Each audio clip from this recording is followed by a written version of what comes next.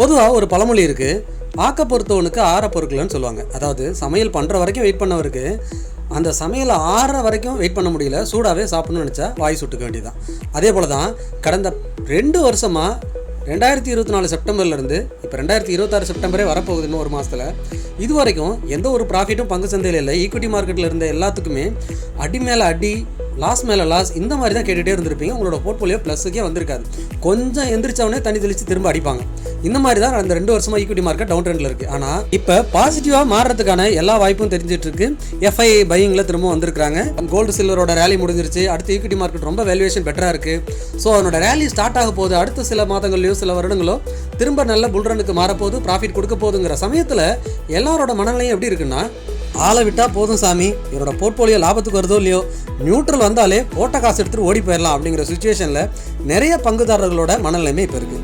2 நாட்களுக்கு முன்னாடி என்னோட நெருங்கிய நண்பர்கிட்ட பேசிகிட்டு இருந்தேன். அவர் என்ன சொன்னார்னா, கடந்த 2 வருஷத்தில் எந்த ப்ராஃபிட்டும் இல்லை, கொஞ்சம் ப்ராஃபிட் நியூட்ரலாக வர மாதிரி தெரிஞ்சால் திரும்பவும் 10-20% இறங்கிடுது.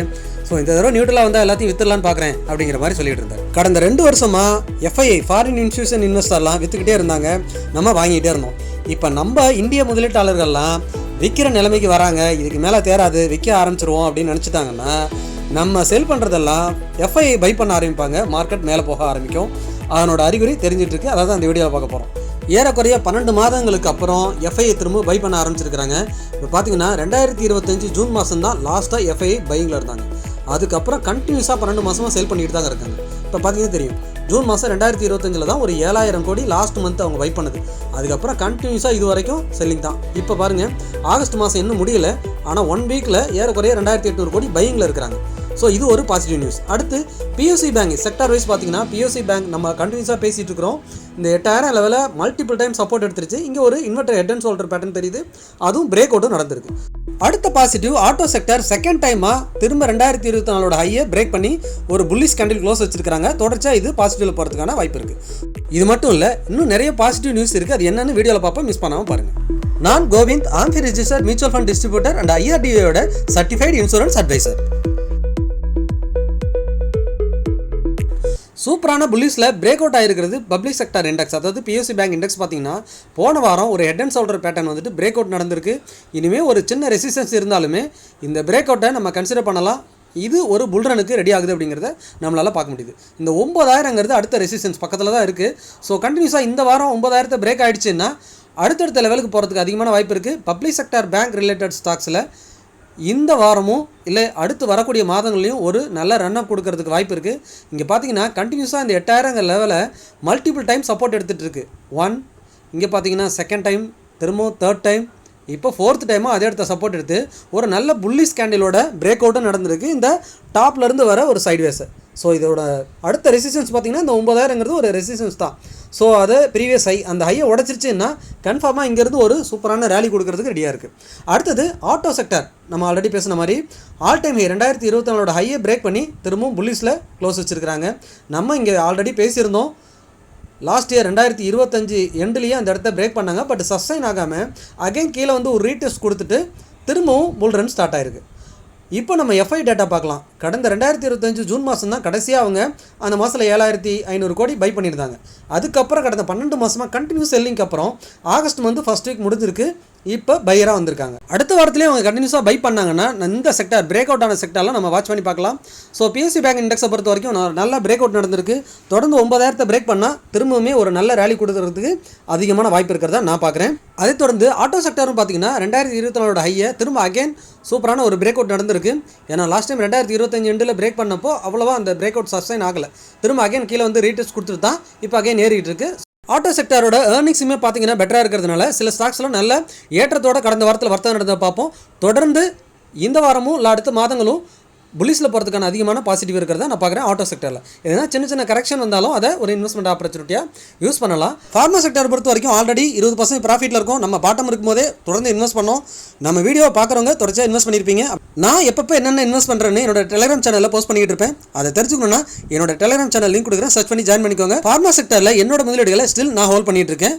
அடுத்ததா ஃபினான்ஷியல் அண்ட் பேங்கிங் செக்டார் சூப்பராக இருக்குன்னு நான் பேசிட்டே இருந்தேன். வேல்யூவேஷன் பெட்டராகவும் இருக்குது. இப்போ பார்க்குறது நிஃப்டி பேங்க் இண்டெக்ஸ். இங்கே பார்த்தீங்கன்னா டபுள் பாட்டம் பிரேக் அவுட் ஆகிட்டு ஸோ அதுக்கப்புறம் இங்கே ஒரு சின்ன சைட்வேஸ் போயிட்டுருக்கு. இந்த சைட்வேஸோட டாப் உடச்சதுன்னா டிஃபால்ட்டாக இது வந்து அடுத்த சீக்கிரமாக புல் ரனுக்கு ஸ்டார்ட் ஆகிடும். ஸோ அந்த சைட்வேஸ் மட்டும்தான் இதில் பெண்டிங்கில் இருந்துருக்கு. நிஃப்டி ஃபினான்ஷியல் சர்வீஸ் பார்த்தீங்கன்னா இங்கே அதே டபுள் பாட்டம் தான், ஆனால் அதனோட ஹையை உடைக்கலன்னும் அது பிரேக் அவுட்டுக்காக வெயிட்டிங்கில் இருக்குது. இந்த செக்டரில் அடுத்த வாரம் திரும்பவும் இந்த ஹையை பிரேக் பண்ணும்போது இதுவும் ஒரு புல்லிஸாக மாறதுக்கு அதிகமான பாசிபிலிட்டி இருக்குது. நீண்ட கால முதலீட்டுக்கு பேங்க் அண்ட் ஃபினான்ஸ் செக்டரில் நீங்கள் தாராளமாக முதலீடு பண்ணலாம் அப்படிங்கிறது என்னோட வியூ. அடுத்ததாக பார்க்கக்கூடியது பார்த்தீங்கன்னா ஐடி இண்டெக்ஸ் அந்த 26,000 தொட்ட உடனே ஷார்ப்பாக ரெக்கவரி நடந்திருக்கு. கடந்த 2 வாரமாக பார்த்தீங்கன்னா செம்ம புல்லிஸ் இருந்தாலுமே இப்போ இருக்கிற இடம் ஒரு ஸ்ட்ராங் ரெசிஸ்டன்ஸ் ஜோன். இந்த ஜோனை பிரேக் பண்ணால் மட்டும்தான் அடுத்த லெவலுக்கு போகும். இல்லைனா இந்த இடத்துல ஒரு சின்ன கரெக்ஷனோ அல்லது சைட்வேஸோ போகிறதுக்கு அதிகமான வாய்ப்பு இருக்குது. 32,000ங்கிறது ஒரு ஸ்ட்ராங் ரெசிஸ்டன்ஸ். இந்த ரெசிஸ்டன்ஸை பிரேக் பண்ணால் தான் அடுத்து 38,000 40,000 போகும். ஸோ அது வரைக்கும் ஐடி ஸ்டாக்ஸில் நீண்ட கால முதலீட்டுக்கு எதனா கரெக்ஷன் வந்தால் பையிங்க யூஸ் பண்ணலாம். அடுத்து பார்க்கக்கூடியது பார்த்தீங்கன்னா எஃப்எம்சிஜி இண்டெக்ஸ். இந்த இண்டெக்ஸை பார்த்தீங்கன்னா கடந்த 7-8 வாரங்களாக ரொம்ப நேரோ ரேஞ்சில் ஒரே இடத்துல வர்த்தகம் நடந்துகிட்டு இருக்குது. கூடிய சீக்கிரமே இது அந்த 50,000 பிரேக் பண்ணுறதுக்கான அதிகமான பாசிபிலிட்டி இருக்குது. ஏன்னா வேல்யூவேஷன் பெட்டரான இடத்துல இருக்குது. நீண்ட கால முதலீட்டுக்கு எஃப்எம்சிஜி இண்டெக்ஸில் எஃப்எம்சிஜி இடிஎஃப்ல நீங்கள் தாராளமாக முதலீடு பண்ணலாம். எப்பொழுதுமே நாம வச்சுக்கோங்க, முதலீடு பண்ணுறதுக்கு முன்னாடி உங்களோட ஓன் அனலைஸையும் உங்களோட ஃபினான்ஷியல் அட்வைஸரும் டிஸ்கஸ் பண்ண மறந்துடாதீங்க. ஸோ என்னோட அனலைஸ் என்னோட வியூ என்னங்கிறது மட்டும்தான் இப்போ நம்ம பார்த்துட்ருக்குறோம். அடுத்ததாக பார்த்தீங்கன்னா நிஃப்டி மெட்டல் இண்டெக்ஸை பொறுத்த வரைக்கும் கடந்த 2 வாரமாக ஒரு குயிக்கான ரிவர்ஸ் பட்டன் தெரியுது. கோல்டு சில்வருமே பார்த்தீங்கன்னா கடந்த வாரத்தில் உயர்ந்திருந்தது. இருந்தாலுமே இங்கே மெட்டல் இண்டெக்ஸுக்கு 14,000ங்கிறது ஒரு ஸ்ட்ராங் ரெசிஸ்டன்ஸ் ஜோனாக இருக்குது. மேலே இந்த ரெசிஸ்டன்ஸை பிரேக் பண்ணால் மட்டும்தான் திரும்ப ஆல் டைம் ஹையை பிரேக் பண்ணால் மட்டும்தான் திரும்பவும் புல்லிஸுக்கு திரும்பவும், இல்லைனா இது தற்காலிகமான புல்லிஸாக கூட இருக்கலாம். 14,000 வரைக்கும் நம்ம இந்த ரேலியை என்ஜாய் பண்ணலாம். அந்த இடம் வரும்போது திரும்பவும் நீங்கள் கேஷிஷாக இருக்கணும் அப்படிங்கிறது என்னோட வியூ. கடந்த 2 வருடத்தில் முக்கியமாக மிட் அண்ட் ஸ்மால் கேப் பங்குகள் வச்சுருந்தவங்களோட போர்ட்ஃபோலியோலாம் தாறுமாறாக இறங்கியிருக்கும், வெறுத்திருப்பாங்க. ஸோ அவங்களுக்குலாம் இது ஒரு நல்ல காலம்னு சொல்லலாம். ஏறக்குறைய mid and small cap break out ஆயிருக்கு. மிட் கேப் இண்டெக்ஸ் ஆல்ரெடி போன வாரத்துக்கு முன்னாடியே பிரேக் அவுட் ஆகிடுச்சு. மந்த்லி க்ளோசிங்கும் பிரேக் அவுட்டில் வந்திருக்கு. இந்த வாரமும் பார்த்தீங்கன்னா ஆல் டைம்கள் தான் க்ளோசிங் வச்சிருக்காங்க. தொடர்ச்சியாக இது மேலே போகிறதுக்கான அதிகமான வாய்ப்பு இருக்குது. மிட் கேப் பங்குகள்லாம் தொடர்ச்சியாக மேலே போகிறதுக்கு தான் வாய்ப்பு இருக்குது. 61,000க்கு மேலே க்ளோசிங் இருக்கிற வரைக்குமே இது மீண்டும் புல்லிஸாக போகிறதுக்கு அதிகமான சான்சஸ் இருக்குது. இந்த வாரம் அதை தொடர்ந்து ஸ்மால் கேப் இண்டெக்ஸும் சூப்பரான ஒரு பிரேக் அவுட் நடந்திருக்கு. நம்ம லாஸ்ட் வீக் தான் பேசணும், இந்த 19,700ங்கிற இடத்த இதை பிரேக் பண்ணால் இதுவும் புல்லிஸுக்கு திரும்பிடும் அப்படின்னு சொல்லியிருந்தோம். ஸோ மார்க்கெட்டுக்கு சப்போர்ட்டாக இருக்கும் அப்படின்னு பேசியிருந்தோம். கட்டாயம் இது ஒரு நல்ல வாய்ப்புன்னு நான் நினைக்கிறேன். இங்கே பார்த்தீங்கன்னா ஸ்மால் கேப் இண்டெக்ஸ் இந்த வாரம் ஒரு புல்லிஸ் கேண்டிலோட பிரேக் அவுட் நடந்திருக்கு. ஸோ அடுத்து தொடர்ந்து வரக்கூடிய வாரங்களும் இந்த மாத கேண்டில் மேலே வச்சிருச்சுன்னா மிட் அண்ட் ஸ்மால் கேப் பங்குகளும் அடுத்த ஒரு மாதங்களுக்கு ஒரு நல்ல ரேலி கொடுக்கறதுக்கு அதிகமான வாய்ப்பு இருக்கிறத நான் பார்க்குறேன். இறுதியாக நம்ம நிஃப்டிக்கு வரலாம். பருத்தி மூட்டை குடோன்லேயே இருந்திருக்கிறாங்க நிலைமை தான். ஏற்கனவே 2024 நிஃப்டி 26,000 வந்துச்சு. திரும்ப 2025 22,000 வந்துச்சு. 2025 மிடில் திரும்ப 26,000 வந்துச்சு. இப்போ 2026 ஸ்டார்டிங்கில் திரும்பவும் 22,000க்கு இறங்கிடுச்சு. இப்போ 2021 பாதியில் இருக்கிறோம், அதுவும் பாதியில் இருக்குது, 24,000 இருக்குது. ஸோ அடுத்த பாதி இந்த 2,000 புள்ளிகள் ஏறிச்சுன்னா அது திரும்ப ஆல் டைம் 26,000 இருக்கும். ஸோ 2024 செப்டம்பரில் எங்கே இருந்ததோ அங்கேவே திரும்பவும் இருக்கும். ஸோ அதை தான் சொன்னேன், பருத்தி மூட்டை குடோன்லேயே தான் இன்னும் இருக்கிறதுக்கான வாய்ப்பு இருக்குது. இங்கே பார்த்தீங்கன்னா இதுவும் ஒரு டபுள் பாட்டம் பிரேக் அவுட் நடக்கிறதுக்கான வாய்ப்பு இருக்குன்னு பேசியிருக்கோம். ஸோ 24,300 24,600 இது ஒரு ஸ்ட்ராங் ரெசிஸ்டன்ஸ் ஜோன் பேசியிருந்தேன். இப்போ எக்ஸாக்டாக 24,600 பக்கத்தில் தான் க்ளோஸ் வச்சிருக்கு ஒரு டோஜி பேட்டர்ன். ஸோ இப்போ பார்த்தீங்கன்னா கீழே சப்போர்ட்டுன்னு பார்த்தீங்கன்னா இந்த 23,600 அப்படிங்கிறது ஒரு ஸ்ட்ராங் சப்போர்ட். இந்த சப்போர்ட்டை பிரேக் பண்ணால் தான் இதுக்கப்புறம் நிஃப்டி திரும்ப 22,000 நீங்கள் எதிர்பார்க்கலாம். அப்படி இல்லைன்னா இந்த 23,600க்கும் 24,600 இந்த 1000 புள்ளிக்கு நடுவிலேயே ஒரு ஸ்ட்ராங் சைட்வேஸ் போயிட்டு இருக்கு. இந்த சைட்வேஸ் அப்பர் சைடு பிரேக் ஆகும்போது அடுத்து 2,000 புள்ளிகள் ஓப்பன் அப் ஆகிடும், நமக்கு ஆல் டைம் போயிடும். ஸோ அதுக்கு பாசிட்டிவாக தான் எஃப்ஐஐ கண்டினியூஸாக இப்போது கடந்த வாரத்தில் பை பண்ணுறாங்க. கடந்த 2 வாரமே எஃப்ஐஐ பார்த்தீங்கன்னா கிராஜுவலாக பை பண்ண ஆரம்பிச்சிட்டாங்க. ஆகஸ்ட் மந்தில் இது வரைக்கும் செல்லராக இல்லை, நெட் பையராக இருக்கிறாங்க. 2,800 கோடி. இது தொடரும் பட்சத்தில் எல்லா செக்டாரும் நிஃப்டிக்கு சப்போர்ட் பண்ணுச்சுன்னா கூடிய சீக்கிரம் ஆல் டைம் தோறதுக்கு அதிகமான வாய்ப்பு இருக்குது. இந்த வீடியோ கட்டாயமாக உங்களுக்கு மிகவும் பயனுள்ளதாக இருக்கும்னு நான் நம்புகிறேன். நீங்கள் முதலீடு செய்வதற்கு முன்னாடி ஒரு ஃபினான்ஷியல் அட்வைசரோட சப்போர்ட் எடுத்துக்கிறது ரொம்பவே சிறந்தது. நான் Govind, AMFI registered mutual fund distributor and IRDA certified insurance advisor. உங்களோட ஃபினான்ஷியல் கோல்ஸை மியூச்சுவல் ஃபண்டில் முதலீடு பண்ணுறது மூலியமா ஈஸியாக அச்சீவ் பண்ண முடியும். அதுக்கு நீங்கள் செய்ய வேண்டியதெல்லாம் டிஸ்பிளே தெரியிற வாட்ஸ்அப் நம்பருக்கோ அல்லது மெயில் ஐடிக்கோ தொடர்பு கொள்ளுங்கள். அது மட்டும் இல்லாமல் உங்கள் ஃபேமிலியை ப்ரொடெக்ட் பண்ணுறதுக்கான ஒரு டேர்ம் அண்ட் ஹெல்த் இன்சூரன்ஸை பெட்டரான மெத்தடில் சூஸ் பண்ணுறதுக்கு நீங்கள் என்ன தொடர்பு கொள்ளலாம்.